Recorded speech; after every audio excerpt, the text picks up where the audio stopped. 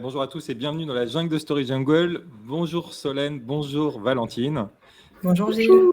Bonjour. Vous le savez, maintenant, c'est pas tous les jeudis, enfin, c'est toutes les 2 semaines, le jeudi à midi. On essaie de parler contenu. Donc, on part en live sur LinkedIn. Et aujourd'hui, on va parler copywriting et ghostwriting avec mes invités du jour, donc Valentine Soda et Solène Thomas. Bonjour Valentine, bonjour Solène. On va d'abord commencer par faire un petit point sur les définitions pour être vraiment bien clair. Alors, Solène, toi, tu es ghostwriter et Valentine, tu es copywriter. Est-ce que vous pouvez commencer par dire un petit peu quels sont, qu'est-ce que ça veut dire, ghostwriter? Commençons. Ghostwriter, c'est ce qu'on appelle en français plume, c'est-à-dire qu'on écrit pour quelqu'un d'autre. Et pour moi, une des différences majeures avec le copywriting, c'est que quand on fait du ghost, on écrit des textes qui vont être signés par quelqu'un, publiés en son nom propre.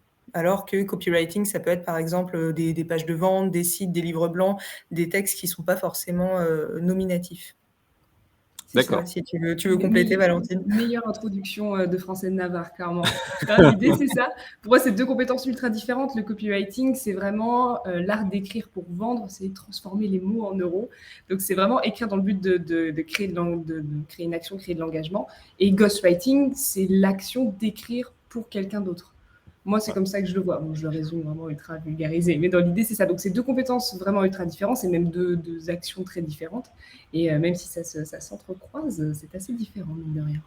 Mais avec effectivement, donc, je dirais, une activité qui s'est pas mal développée ces derniers temps, et notamment sur LinkedIn. Alors, donc on va en parler. Bonjour à tous dans le chat. Bonjour à Eve, bonjour à Aude, bonjour à Christophe. Salut Christophe. Et donc, n'hésitez pas à poser vos questions donc à Solène et à Valentine durant ce live. Alors, d'abord, une première question quand même. Comment vous êtes tombé je dirais, dans la potion magique, dans LinkedIn? Allez, commencez par toi, Valentine. Je suis tombée sur LinkedIn complètement au pif. À la base, je pensais que c'était une CV Tech géante. Je pensais que c'était très chiant. Et j'y suis allée pour chercher une alternance. Et j'ai trouvé mon alternance, mais les gens dans les commentaires étaient un peu sympas. C'était, franchement, c'est terrible. Hein, je suis un piou-piou, hein, mais c'était il y a même pas 1 an et demi, tu vois. C'était en janvier 2021. Et j'ai commencé à poster, et puis les gens étaient un peu marrants en commentaire. Je me suis dit, tiens, s'il y a moyen d'être marrant et qu'il y ait rencontré des gens marrants, je suis partante, tu vois. En plus, il n'y avait rien, c'était le confinement, on se faisait chier. Donc c'était l'occasion de se marrer un peu. Et en faisant ça, j'ai commencé à construire une petite communauté, partager de la valeur. Et puis, les gens ont commencé à me demander d'écrire des posts LinkedIn. Donc, j'ai commencé par du ghostwriting comme ta Solène. Et en fonction de la demande, j'ai créé mon offre. Donc, au début, c'était écrire des posts. Et puis après, c'était écrire des pages de vente, des newsletters, etc. Et puis, de ghostwriter, je suis passée à davantage formatrice et davantage formatrice après LinkedIn. Donc, ça a évolué comme ça. Et on va revenir dessus, justement, dans le détail. Et toi, Solène? C'est marrant parce qu'il y a pas mal de points communs avec toi, Valentine. J'ai commencé aussi à poster en janvier 2021, donc il y a 1 an et demi. Et parce qu'en fait, moi, je me suis mise freelance, rédactrice freelance, et puis je me suis posée là, on va dire. J'ai échangé avec pas mal de freelances qui m'ont dit que le meilleur moyen de trouver des clients, des clientes, c'était de poster sur LinkedIn. Du coup, je me suis dit, bon, on va essayer un peu. Et en fait, ça a tout de suite décollé. Enfin, littéralement, mon premier post a fait 300 likes, mon deuxième en a fait 3000, et après, c'était parti. Et en fait, j'ai eu pas mal de demandes, mais rigolo. Enfin, moi, c'était un peu l'inverse. J'ai eu des demandes plus en formation coaching au début, par des gens qui voulaient apprendre à écrire des posts, ou des personnes qui voulaient former leurs équipes en interne. Et j'ai plus fait le switch formation vers ghostwriting, donc à l'inverse de toi. Alors bon, on va commencer par toi, Solène. Alors justement, donc sur le ghostwriting, d'abord, qui fait appel à toi? Qui sont tes clients? C'est majoritairement des CEO, des chefs d'entreprise, plutôt milieu start-up, parfois scale-up. D'accord. Voilà, des gens qui souvent veulent partager des idées, partager des valeurs, une vision du monde, et qui, en fait, il y a 2 cas de figure. Soit ils savent écrire, mais ils ont vraiment pas le temps, donc ils préfèrent déléguer ça. Soit, j'en ai pas mal aussi, c'est des gens qui sont plus à l'aise à l'oral, mais pour qui l'écrit est une plaie absolue, et vraiment ça leur prend 2h30 de sortir un post, et c'est très difficile pour eux, donc ils préfèrent aussi déléguer cette partie.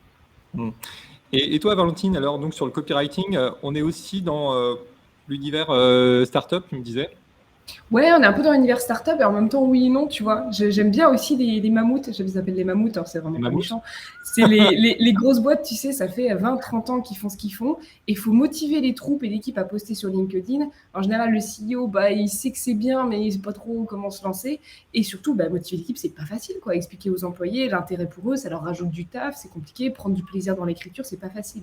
Donc moi, ma plus grosse cible, ça va être ça. Ça va être du coaching d'entreprise, de bien booster tout le monde à prendre du plaisir à écrire. Et puis, avoir une autre cible aussi qui est un peu plus entrepreneur, aussi étudiant, etc., à se former assez rapidement à comprendre LinkedIn et puis, ouais, à comprendre des techniques d'écriture, susciter des émotions, toucher la cible, parler directement à la personne, intégrer le lecteur dans la narration, enfin, toutes ces petites techniques-là, comme ça. D'accord. Alors, donc, toi, dans ton activité, tu es plutôt effectivement dans une logique de formation. Donc, comment ça marche? Quels sont, Ça marche bien. c'est quoi ton type d'accompagnement, justement? Tu m'entends? Ouais, non, bien sûr, non, c'était une vanne. Tu me disais comment ça marche, je dis ça marche bien. Ah oui, ça marche bien, d'accord. Les formations que je Ah fais, c'est oui. des formations. Pardon, vas-y, dis-moi. Ouais, en fait, non, ce qui se passe, c'est qu'effectivement, pour donner un petit peu de contexte, on voit beaucoup quand même, hein, globalement, c'est que le copywriting, c'est quand même beaucoup développé sur LinkedIn. Et je pense d'ailleurs que LinkedIn amène ça en plus, je dirais, par rapport aux autres réseaux sociaux, parce qu'il y a des enjeux un peu business derrière qu'on n'avait pas forcément sur Facebook, ni même sur Twitter. Il y en avait sur Twitter, mais en tout cas pas les mêmes. Et donc, on a l'impression qu'il y a un écosystème qui se crée, alors qui s'est créé il y a pas mal de temps maintenant aux États-Unis, il y a plusieurs années, et qui est en train d'arriver et d'émerger et d'éclore vraiment en force aujourd'hui sur le marché français. Alors, je vous fais l'introduction, mais vous me corrigez si vous n'êtes pas d'accord avec moi. Et on a l'impression qu'une des locomotives, c'est quand même aussi l'univers des startups. C'est pour ça que je te reposais aussi la question sur les startups, parce qu'effectivement, elles ont cette culture du gros hacking, du gros marketing, et qu'elles ont aussi besoin d'acquérir pas mal de leads, etc., et donc de transformer sur LinkedIn.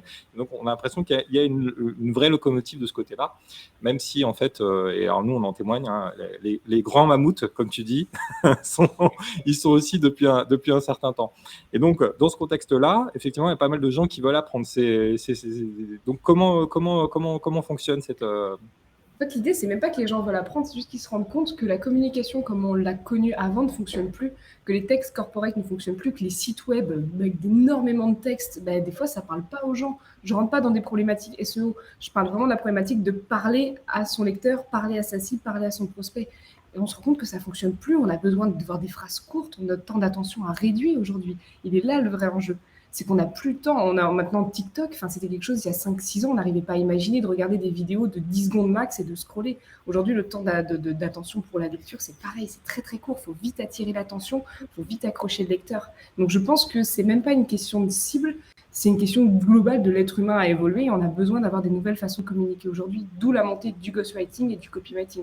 Copywriting pour attirer l'attention et ghostwriting quand on n'a pas la compétence d'écriture, en fait, tout simplement. Alors, Solène, quelle est la dimension de formation que tu as aussi dans le ghostwriting? Je veux dire, comment on imagine parfois que le ghostwriting, c'est confier le compte à quelqu'un. C'est pas comme ça que ça marche. Il y en a qui font ça. Bon, alors là, Ouais. du coup, c'est presque limite du community management. Mais excuse-moi, je vois les messages dans le chat, du coup, ça m'a perturbée. Je regarderai ça après. Oui, non, moi, effectivement, Bonjour je ne prends pas Guillaume. les commandes du compte parce que, tout simplement parce que, en fait, la personne poste le post en son nom propre, puis après, c'est elle qui va aller interagir. C'est sûrement pas moi qui vais répondre aux commentaires, interagir avec les gens parce que, voilà, moi, je ne vais pas penser à la place de la personne qui me confie son contenu. Donc, effectivement, il y a une dimension de formation un peu... mais c'est assez rapide, hein, mais moi, à chaque fois, j'envoie à la personne un guide des bonnes pratiques LinkedIn, puis on en parle aussi. C'est vraiment, par exemple, quand publier, comment interagir avec son réseau, ce qu'il faut faire, ce qu'il ne faut pas faire. Par exemple, on sait qu'un lien externe, ça fait un flop direct. Republier un post de quelqu'un, c'est pareil, c'est le flop assuré. Donc, c'est un peu des bonnes pratiques comme ça qui vont nécessairement avec mon activité, parce que si moi, j'écris des posts très bien, on espère, et que la personne, après, les posts mal, entre guillemets, ou avec de mauvaises pratiques, forcément, ça va un peu annuler le côté positif du ghostwriting. Alors, On va bien sûr prendre vos questions. Donc, visiblement, Guillaume, qui travaille chez Imeris, hein, nos clients, te suit, Solène. Donc, Je sais, merci. Bonjour Guillaume. À consommer quand on ouvre son site. C'est intéressant, ça. D'ailleurs, ça nous ouvre sur une question. Est-ce qu'il faut être drôle? Est-ce qu'il faut être fun? Si on l'est, oui. Enfin, mais je veux dire, on peut pas se forcer à être drôle non plus. Ça dépend de la cible, en fait. On va essayer si on l'est pas. Ça dépend de la cible, ça dépend de son personal branding, ça dépend de son image, ça dépend de ce qu'on veut procurer. Moi, je suis fun dans mes contenus parce que déjà, vraiment, ma première raison, c'est parce que c'est de la fainéantise. Ça me fait gagner un max de temps d'être réellement moi-même, de faire des vannes, de mettre des apostrophes, d'écrire comme je parle. Donc, c'est vraiment pour ça, mais aussi parce que ma cible, c'est ça, je veux travailler avec des gens qui me ressemblent aussi. Donc, c'est pour ça que je suis comme ça. Après, être drôle à tout prix, c'est vraiment pas un avantage. Enfin, être émouvant, c'est pas un avantage non plus. C'est juste le but de faire passer son message au bon moment à la bonne personne, en fait. Donc, être drôle, non, c'est pas la caractéristique la plus importante, je ne pense pas. Alors, il y a Thomas qui nous pose une question, et ça nous permet de rentrer vraiment un peu dans le vif du sujet, des deux côtés, hein. C'est qui est justement de la construction de la démarche, notamment la démarche de copywriting, que ce soit une simple démarche de copywriting, enfin en tout cas de formation, ou que ce soit dans une démarche de ghostwriting. Est-ce que vous packagez en fait la recherche de personas sur LinkedIn, à qui je veux parler, etc. Nous demande Thomas. Globalement, vous travaillez en termes il y a quand même une dimension stratégie de contenu à établir. Nous, on appelle ça pilariser sa communication sur LinkedIn. Comment vous faites, vous? Pilariser. Oui, c'est sûr. Ça va venir, t'inquiète pas. Tu m'expliqueras ce néologisme. Oui, c'est évident en fait, avant d'écrire, il faut savoir à qui on écrit et pourquoi on écrit. Enfin, ça, c'est évident. Donc, la cible, et on n'a pas toujours la même cible. On peut écrire pour ses pairs, pour ses investisseurs, pour ses clients, pour ses futurs clients. Donc, tout ça, ça va être des personnes différentes à qui on s'adresse, et c'est important de bien cartographier ça en amont, notamment avec, ça en général, ils font ça en interne avec le service marketing, mais c'est sûr que c'est toujours quelque chose qu'on va prendre en compte après dans la stratégie éditoriale, et je pense que tu fais la même chose, Valentine, en formation. Enfin, c'est vraiment hyper important, c'est la base de tout, quoi. C'est juste la base de tout ça, c'est de savoir à qui on s'adresse et donc de bien définir son persona. C'est le premier truc qu'on fait en formation, qu'on fait avant d'écrire. C'est le premier truc qu'un ghostwriter fait et pose comme question. C'est logique, savoir à qui on s'adresse pour bien définir le message, en fait, tout simplement. J'aime bien tout simplement, je vais le dire pour chaque fin de phrase. Hein. On aime beaucoup ça. Okay. Alors, dans des démarches, dans des démarches, notamment de programmes d'ambassadeurs, ce qui est important aussi, c'est d'établir un vrai programme, enfin, ce qu'on appelle un cadre éditorial, un content framework, qu'on va définir effectivement les objectifs, la cible, les messages clés, etc., etc. Et après, qui va porter quel message? Mais ça, c'est sur effectivement quand on met en place des programmes d'ambassadeurs. Concrètement, donc, vous commencez par établir la cible, et ensuite, comment vous travaillez? Vous avez des sessions comment se déroule, en fait? Alors, on va commencer par toi, Valentine, des sessions de formation que tu peux faire. Des sessions de formation. Je me disais, comment tu te fais pour écrire pour les clients? Eh ben, je ne le fais plus. T'inquiète pas, j'avais compris. Tout va bien. Les trucs, en fait, moi, j'aime bien combiner des sessions moitié copywriting, moitié LinkedIn pour apprendre à écrire, susciter des émotions, engager son lecteur, etc. Et ensuite, l'appliquer au réseau social LinkedIn. Parce qu'honnêtement, pour moi, un coaching LinkedIn d'une journée, à moins que je te fasse 50 slides sur le score SSI qui ne sert vraiment pas à grand-chose, enfin, autant aller dans l'art, quoi. Je veux dire, on y va franchement, optimisation du profil, stratégie éditoriale, voilà, on y va. Donc, moi, je structure vraiment ça comme ça. Le matin, c'est vraiment copywriting. J'aime bien faire des formations sur mesure, moi. Donc, je ne suis peut-être pas un bon exemple sur ce coup-là, mais si la personne me dit, OK, on a une newsletter, on a besoin d'optimiser, je vais vraiment me focus newsletter. Donc, c'est structuré comme ça. J'essaie de comprendre à qui vous vous adressez, j'essaie de définir vos objectifs. Ensuite, j'essaie de comprendre comment atteindre votre cible, à quel moment. Donc, vraiment, ça demande un travail d'empathie. Tu connais Solène, hein. C'est un travail de se mettre à la place de son lecteur, de se mettre à la place de sa cible, à quel moment elle ouvre son ordi, à quel moment elle arrive sur LinkedIn, par exemple. Qu'est-ce qu'elle a envie de lire à tel moment? Donc, ça va être ça. Et puis ensuite, des techniques d'écriture de base. On essaie de faire ça de façon assez légère, parce que mine de rien, c'est assez lourd, des règles grammaticales, etc. Et puis après, on passe sur la partie LinkedIn. Donc, moi, mes formations, elles se structurent un petit peu comme ça. D'accord. Et je te pose la question, et je poserai la même question à Solène. En fait, qu'est-ce qu'on peut attendre du copywriting en termes justement de KPI? Mais ça, c'est pas facile, tu vois, comme question. J'ai des gens qui me demandent ça. C'est à l'époque où je faisais Ghostwriter. C'était avec ce post, je peux espérer combien de likes? Bah, j'en sais rien, Michel, quoi. Je n'ai aucune idée. C'est pas facile. C'est de la régularité, c'est du travail, c'est quelque chose qui se fait sur le long terme. Du copywriting, bah, tu peux t'attendre évidemment à un taux de rebond moins fort sur ton site web. Tu peux t'attendre à un taux d'ouverture plus grand grâce à un titre assez percutant dans le nom de ta newsletter. Mais c'est impossible à quantifier. Et c'est comme la différence entre SEO et SEA. Tu fais des Google Ads, oui, tu auras plus de résultats plus vite, mais tu vas faire du référencement sur ton site, tu auras plus de résultats sur long terme. La création de contenu, c'est pareil. Les posts sur LinkedIn, c'est pareil. C'est la régularité qui fait ça, quoi. On a Alexandre qui nous dit que le SSI ne sert pas à grand-chose. Ah non. C'est une citation de Valentine. Alors, Solène, justement, donc, toi, comment... Alors, on parlera peut-être du SSI tout à l'heure, parce que, bon, c'est un peu... voilà, c'est un vrai sujet. Toi, comment tu embarques tes clients, justement, dans les démarches de ghostwriting? C'est-à-dire, quel est quelqu'un qui vient te voir, quel est le type effectivement, d'accompagnement qu'il va avoir, en fait, derrière? Pour comprendre, en fait, l'objectif, c'est d'essayer de comprendre, enfin pour l'audience, c'est d'essayer de comprendre un peu comment ça marche, comment ça fonctionne. Ouais. Ouais, bien sûr. Et D'abord, on posera, je vous demanderai tout à l'heure vos conseils, vos conseils pour justement cartonner sur LinkedIn, pour avoir un post qui cartonne. Parce que c'est uniquement ce qu'on veut, c'est exploser les gains. Exactement. En 12 minutes. Moi, comment je procède? En fait, on commence par une réunion un call quoi, en fait, avec le client assez long. Bon, en fait, ça dépend. Parfois, c'est 1 heure, 2 heures, parfois 3 heures. Ça dépend vraiment des gens. Mais c'est là qu'on va faire toute la stratégie éditoriale. Donc, on parle des personas, des objectifs surtout de publication. Pourquoi tu veux publier en gros sur LinkedIn.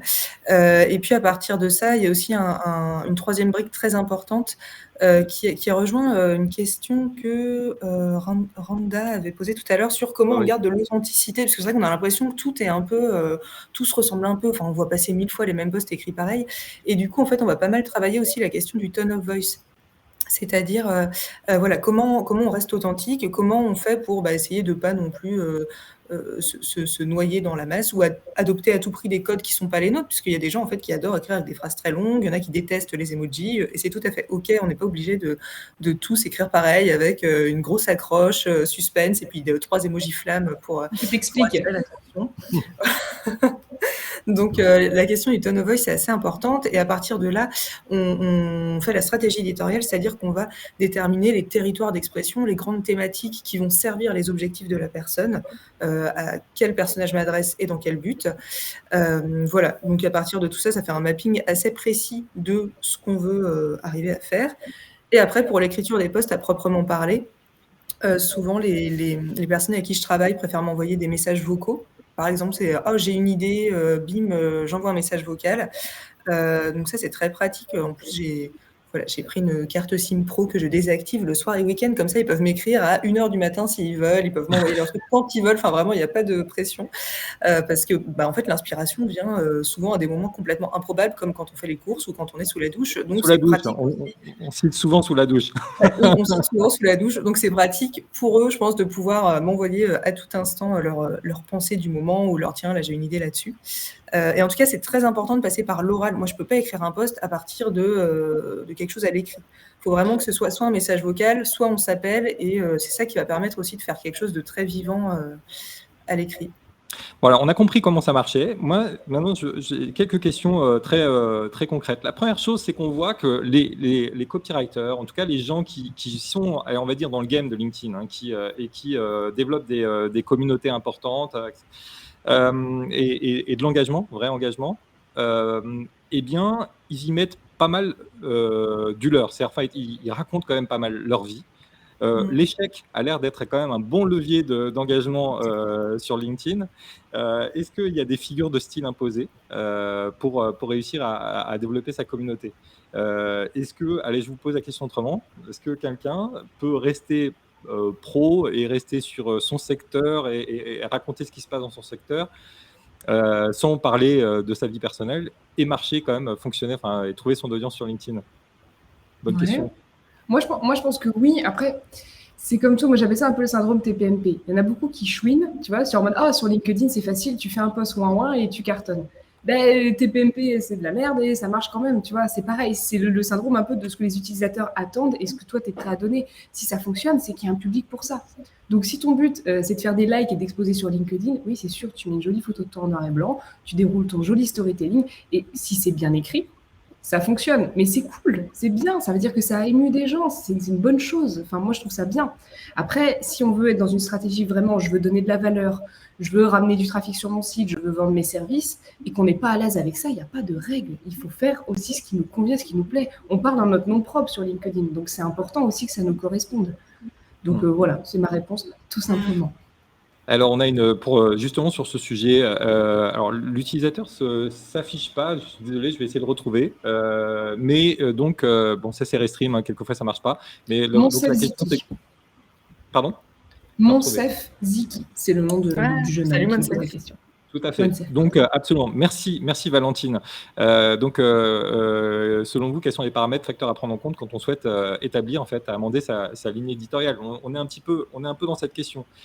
On doit quand même mettre, mettre une dimension personnelle, ou en tout cas trouver quelque chose qui rentre en résonance avec je dirais, une communauté un petit peu plus large, non?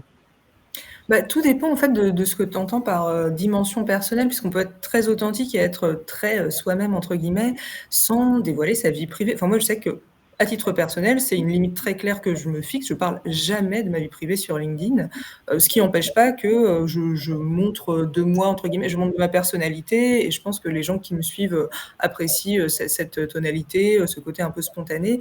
Il y en a qui vont être très à l'aise par ce côté storytelling, partager la vie perso. En plus, il y a pas mal de problématiques qui sont très poreuses. Par exemple, le travail à la maison, les enfants, tout ce qui est congé paternité, maternité, enfin, je sais pas. Bon. Donc, il y a des gens qui sont très à l'aise avec partager, montrer leur vie privée, mais c'est pas du tout une obligation non plus. Et on peut très bien être authentique et avoir des posts qui fonctionnent quand même sans aller dans ce côté justement faire pleurer dans les chaumières, émouvoir à tout prix, parce que les gens aiment bien ça, mais ils n'aiment pas que ça. Ok, il y avait une question tout à l'heure sur votre routine. Quelle est votre routine à vous? Parce que vous-même avez développé vos propres audiences sur LinkedIn. Quelle est votre routine? Ouais, moi je suis nulle à ça, j'ai pas de routine. Je suis nulle. Non, mais je réfléchis, tu sais, j'aimerais bien dire, je me lève à 5-6 heures du matin, je vais courir 1 heure, après je réfléchis, j'écris, j'ai 50 idées de posts, j'écris mes 50 posts. Donc ça marche pas comme ça. En fait, moi au début, j'essayais de me bloquer des plages, une demi-journée ou 2 heures pour écrire des posts d'avance. En fait, ça c'est pas mal. Mais j'avoue, là, ça fait quelques temps que j'ai un peu laissé tomber et j'écris en général mes posts la veille au soir. Donc, mais c'est pas ce qu'il faut faire. C'est mieux de tout. Enfin, en fait, c'est moins chronophage en termes de vous postez tous les jours, non? Comment? Vous postez tous les jours?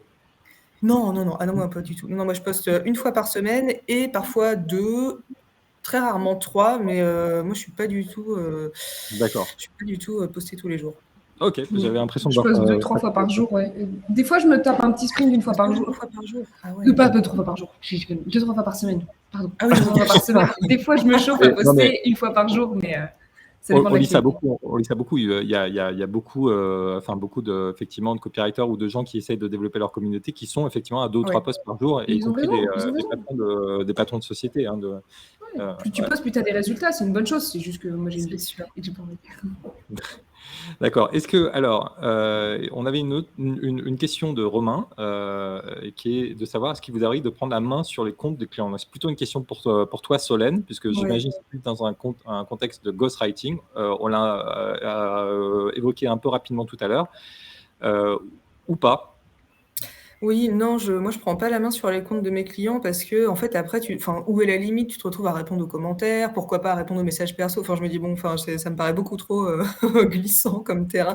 Donc non, j'ai pas du tout la main sur leur compte. Par contre, ça m'arrive de leur écrire quand je vois qu'ils ont publié quelque chose, parce qu'évidemment moi j'écris, mais en fait après ils s'approprient les posts et puis parfois ils modifient un peu, ils rajoutent des phrases, ils enlèvent des trucs, ils rajoutent des hashtags, et parfois ça m'arrive de leur écrire en disant ah bah là par exemple, je sais pas, t'as fait une faute d'orthographe, ou par exemple là ce hashtag vaut mieux éviter, ou la prochaine fois essaye de publier plutôt entre telle et telle heure, mais voilà, de toute façon, c'est toujours du conseil. Et puis après, les gens sont maîtres de leur compte perso, évidemment.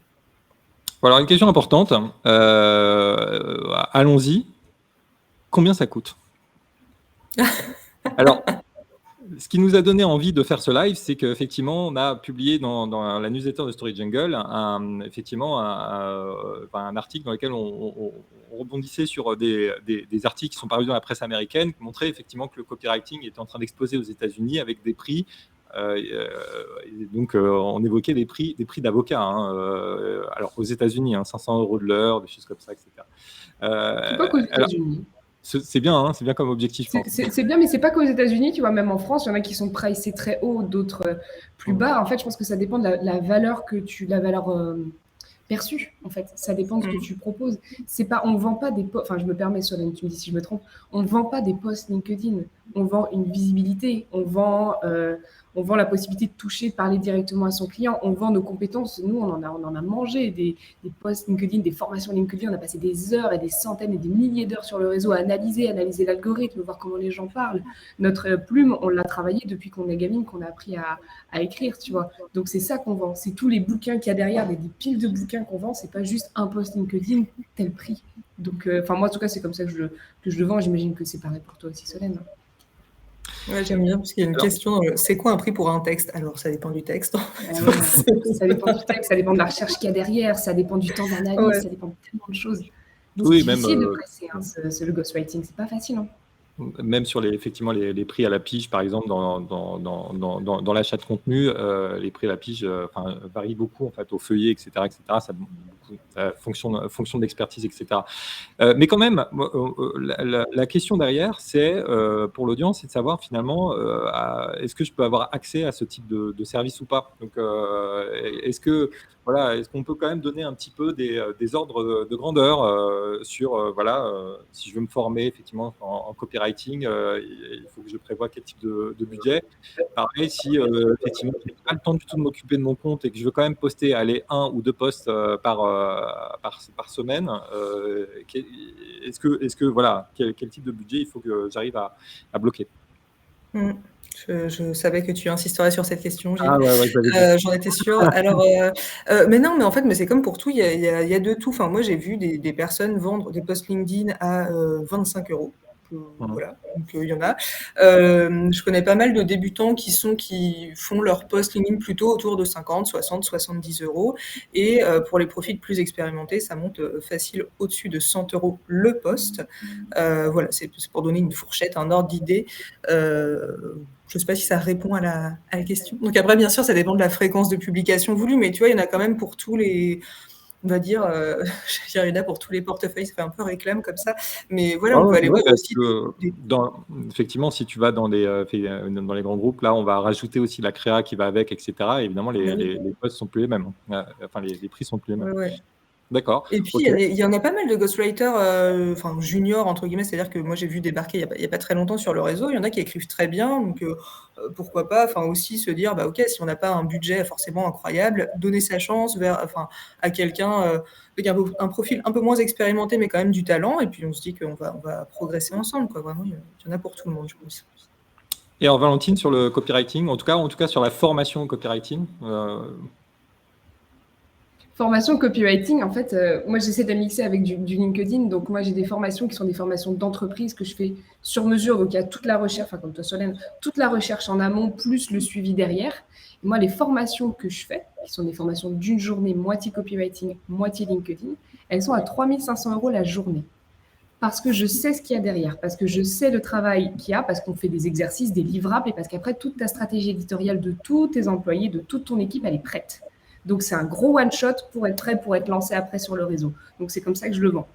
Et c'est pour ça que je ne m'attaque pas aussi qu'aux startups et ceux qui connaissent déjà le fait que LinkedIn, c'est génial et qui veulent s'y mettre. C'est aussi convaincre des gens que LinkedIn est utile. Donc ça, c'est mon segment. Après, j'ai aussi des petites offres pour les personnes qui veulent se former rapidement en copywriting, des offres à l'heure. Et moi, je suis à 150 € de l'heure. Je sais que je pourrais être plus, mais plus, ça fait que certains, des fois, des étudiants ou des personnes un peu plus, des nouveaux freelances, ne peuvent pas trop se payer mes services. Donc, j'ai réduit, je suis partie à 150 € de l'heure. Et c'est vraiment un truc à la carte comme ça. Et après, des formations vidéo aussi que je vais avoir. Et donc là, ça va vraiment dépendre de ce qu'on va prendre, du volume, etc. Ok, bah merci d'avoir répondu. Alors, juste deux, trois sujets avant d'aborder la question aussi que j'annonçais tout à l'heure. C'est en fait, j'aimerais bien avoir vos conseils pour écrire des posts qui marchent bien sur LinkedIn.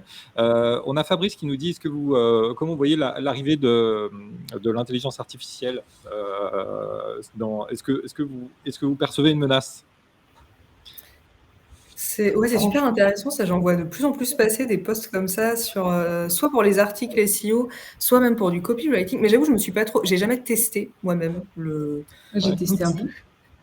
Ah ouais, et t'en as pensé Et quoi? alors? En fait, c'est propre de l'être humain qui a toujours envie de trouver des outils pour aller plus vite. Alors que ce qui est génial avec le copywriting, c'est qu'on retrouve le côté parler d'humain à humain, faire des phrases courtes, sujet, verbe, complément. C'est ce qu'on avait perdu avant. Et là, on retombe dans un truc de ok, mais je veux un outil pour me faire ça.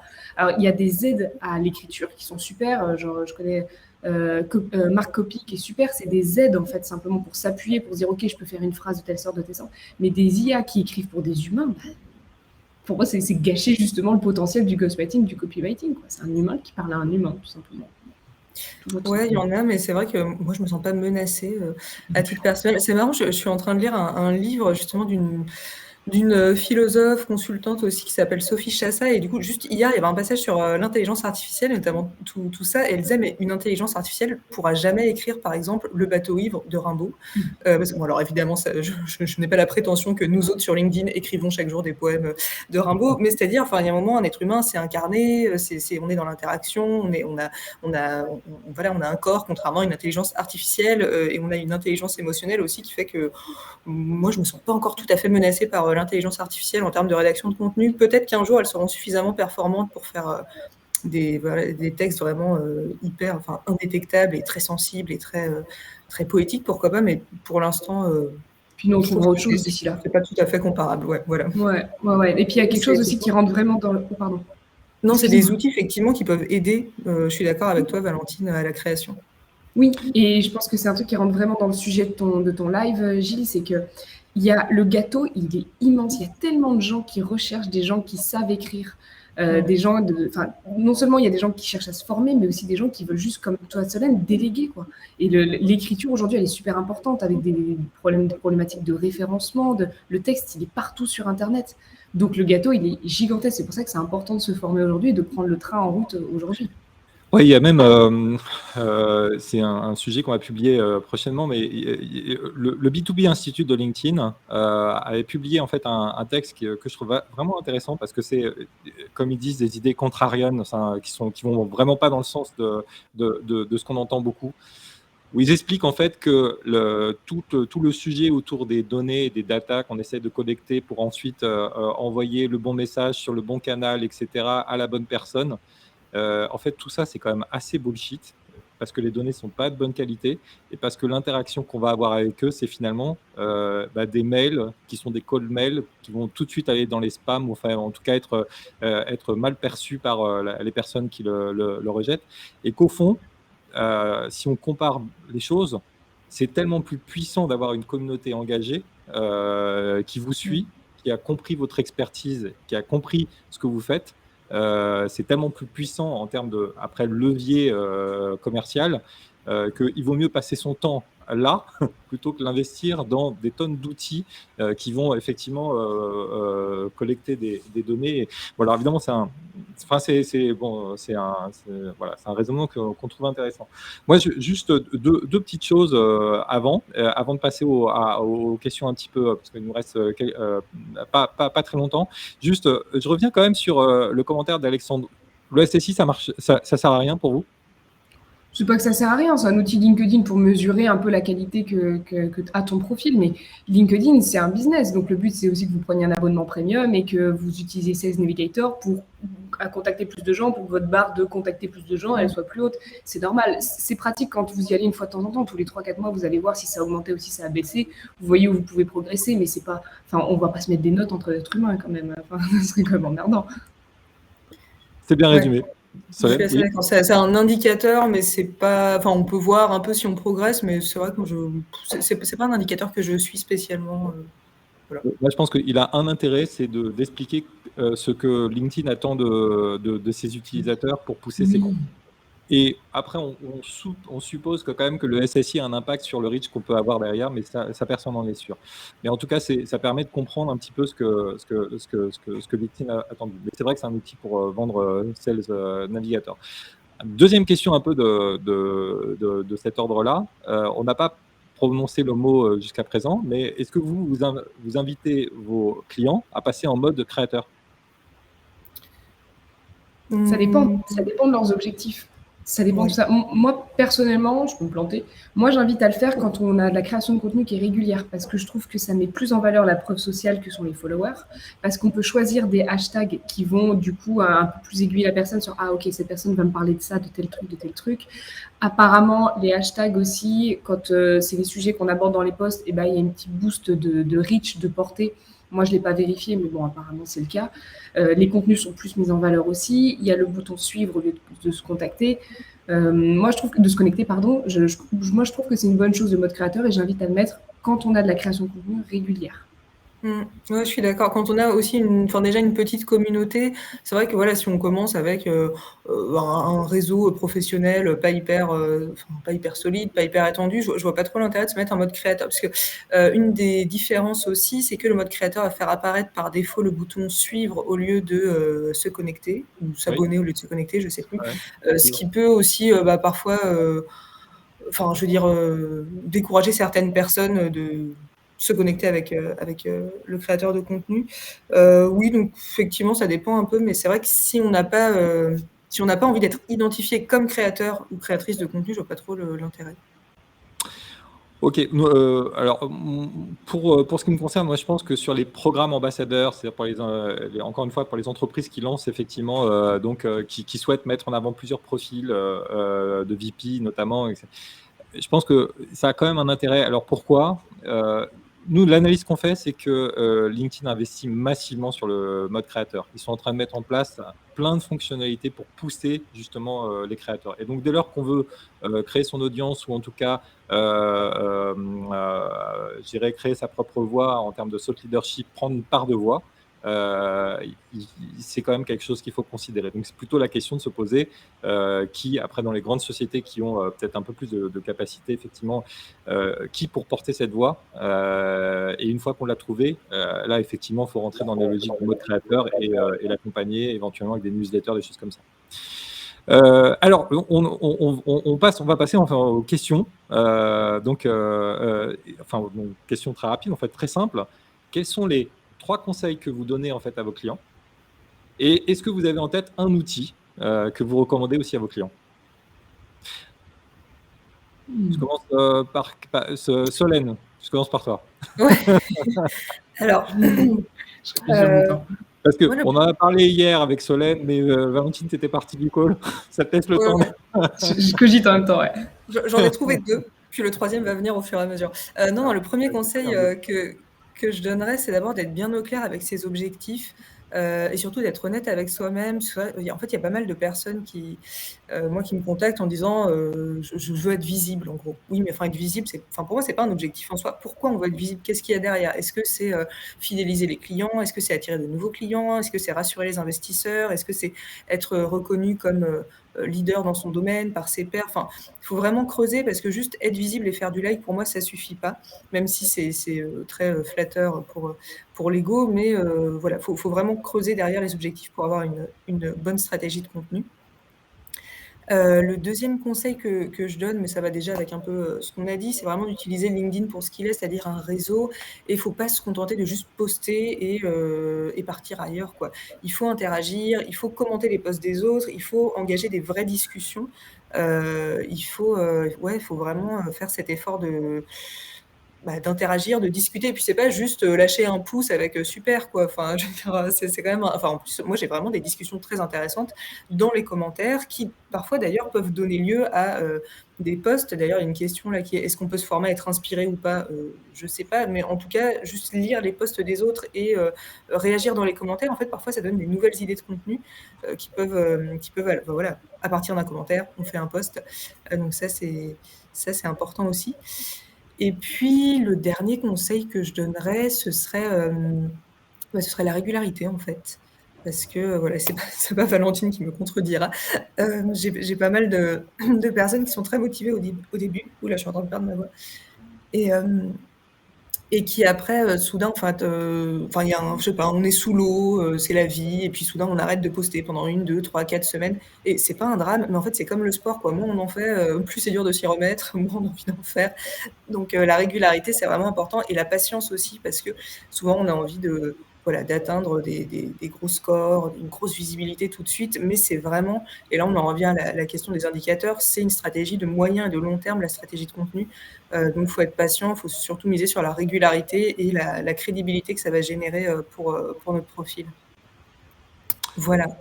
Et un outil, alors d'ailleurs on a Alice qui nous demande si vous connaissez d'ailleurs un site qui permet de voir en fait les volumes de gens sur les hashtags LinkedIn. Je ne connais pas d'outil comme ça. Par contre, je connais un outil qui est super qui s'appelle Perfect Post, qui aide beaucoup pour rédiger sur LinkedIn et qui va te conseiller les meilleurs hashtags pour ton post, Alice. Je te conseille d'essayer Perfect Post. C'est une extension Google Chrome, c'est gratuit et c'est un super outil. Alors, juste sur cette question-là, il y a un truc, il y a une astuce qui peut être faite, c'est d'aller regarder en fait sur la page entreprise. Sur la page entreprise, si on est super admin, on peut ajouter des hashtags à sa page entreprise, et dans le moteur de recherche, on peut taper des hashtags, et il y avait en tout cas, je ne sais pas si c'est encore le cas, des volumes de gens qui suivent le hashtag. Mais bon, on n'est clairement pas comme sur Instagram. Le hashtag n'est pas un gros enjeu sur LinkedIn. Voilà. Bon. Valentine, tes 3 conseils. Alors, tu as cité ton outil, tu en as peut-être un autre. Hein, les 3 conseils. J'en ai un autre. J'ai 3 conseils. Je suis absolument d'accord avec tout ce que tu as dit, Solène. Absolument. Je rajoute 3 petits trucs. Sois empathique. Mets-toi à la place de la personne. Essaye de ressentir ses sentiments, de savoir ce qu'il pense à ce moment-là et qu'est-ce qu'il a envie de lire. Est-ce qu'à 5h du matin, à 7h du matin, en ouvrant son ordi, il a envie de lire un post inspirationnel de Le Rouge et le Noir de Stendhal avec des fautes d'orthographe et des hashtags partout, avec des emojis, ou est-ce qu'il veut lire quelque chose de clair, de concis, etc. Deuxième, apprends à te connaître. Très important, essaye de savoir qui tu es, comment tu es, pour construire ton image personnelle, ton personal branding, et savoir comment tu veux te vendre, comment tu veux te présenter sur les réseaux. Et troisième, sors de ta zone de confort. Ça rejoint vraiment ce que tu as dit. Échange avec les gens, c'est un réseau social avant tout. Le but, c'est d'aller chercher les gens, de répondre aux commentaires, de répondre aux messages. Le but, c'est pas de faire des scores. Le but, c'est pas d'avoir des abonnés. Le but, c'est pas de faire des vues. C'est pas ça qui va payer le loyer. C'est pas ça qui va t'enrichir non plus. Le but, c'est d'avoir des commentaires et d'échanger avec les gens et d'envoyer des messages et de se rencontrer en vrai, pourquoi pas. Mais le but de LinkedIn, c'est ça, c'est avant tout d'échanger sur des sujets pro. Et le petit outil que je peux vous donner, c'est, moi j'aime beaucoup Merci App. C'est un outil de correcteur orthographique et de grammaire, et il donne parfois des petits conseils aussi de reformulation. C'est pareil, c'est une extension Google Chrome, ça fonctionne sur partout, Notion, Word, Drive. Ouais, parce que le truc de base de LinkedIn n'est pas bon hein, sur la correction. Enfin, le correcteur orthographique est vraiment pas bon. Hein. Non, il est en live. Du coup, j'aime bien Merci App. Merci. Merci App. Eh bien, merci à vous deux. Merci Solène et merci Valentine. Donc, on vous retrouve bien sûr sur LinkedIn. N'hésitez pas, si vous voulez suivre Solène et Valentine, à activer la cloche, parce que maintenant LinkedIn a lancé la cloche pour pouvoir voir tous les contenus que vous publiez. Est-ce que vous avez d'ailleurs des rendez-vous, des événements qui arrivent ? Moi, non, mais n'hésitez pas à vous connecter, ce sera avec plaisir. Mais j'ai rien de spécial dans les prochaines semaines, non. Ouais, moi j'ai un petit truc qui va arriver là, qui va être très très amusant et qui est vraiment en lien avec le live. On sort avec Laurine Bémer, qui est une très bonne ghostwriteuse. On sort un bootcamp pour former des ghostwriters. Donc ça va être limité à 10 places. Mais on sort un petit bootcamp pour former du coup les futurs ghostwriters sur LinkedIn. Donc LinkedIn, pardon, je la prononce à l'avant-PN. Donc si vous êtes freelance, si vous êtes même en poste et que vous voulez vous former au ghostwriting, que vous voulez écrire des posts LinkedIn vraiment pour des clients, et ben voilà, on sort un bootcamp pour vous former en 4 semaines. Ça va être une nouvelle aventure, c'est très très excitant et je me suis dit que ce live était bien accordé avec ce nouveau défi. Voilà. Et alors, quant à nous, on prépare 2 lives, donc un webinaire prochainement sur la lead generation sur LinkedIn, justement. Donc, avec les formats lead gen, on passe dans l'univers payant. Et puis, sans doute un live justement sur le mode créateur pour vous expliquer tout ce qui est en train de se passer autour du mode créateur et comment ça peut être exploité, comme on le disait tout à l'heure, notamment dans les programmes ambassadeurs. Merci à tous. Et dans 2 semaines, en tout cas, en live sur LinkedIn. Et à bientôt, Valentine et Solène, sur LinkedIn, sur vos comptes.